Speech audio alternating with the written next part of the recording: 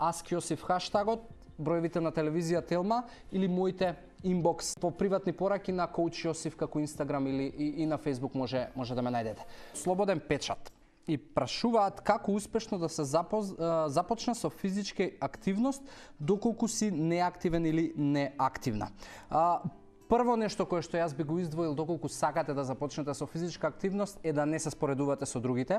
Тоа во превод значи да не се споредувате со луѓето кои што се веќе физички активни и кои што тоа им доаѓа некако природно, затоа што многу често обкружувањето кое што ние го гледаме и кое што е физички активно и кое што често можеби постира на социјалните мрежи одредени слики кои што се супер затоа што не мотивираат, многу често знаат и да бидат пречката затоа што физичката активност можеби некој од вас ја поистоветува со нешто што треба да изгледа налик тоа, но не е тоа така.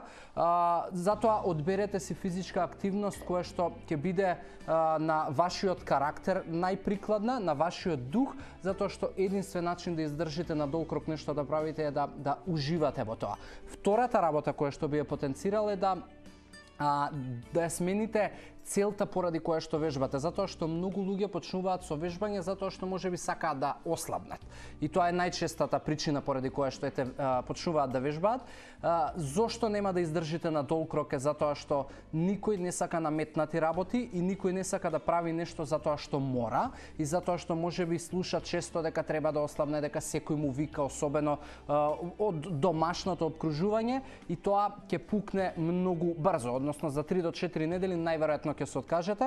Затоа прво фокусирајте се и целта нека ви биде процесот и целта нека ви биде вежбањето да ви носи подобро расположение, подобро здравје и повеќе енергија, а не да ослабнете. И на тој начин најверојатно ќе успеете да го одржите на подолг рок. И трета работа би издвоил да почнете со поедноставни чекори, поедноставни промени и во исхраната и во активниот животен стил, а тоа значи да воведувате практичен фитнес или во превод симнувајте се една станица порано ако користите автобус, качувајте ги скалите во зграда доколку живеете можеби на повисок спрат од втори, гледајте да, не знам, што помалку избегнувате помагала како лифтови, ескалатори, превозни средства во секојдневието. И втора работа, можеби почнете со повеќе вода, почнете со поредовни оброци, почнете со појадок ако не сте појадувале.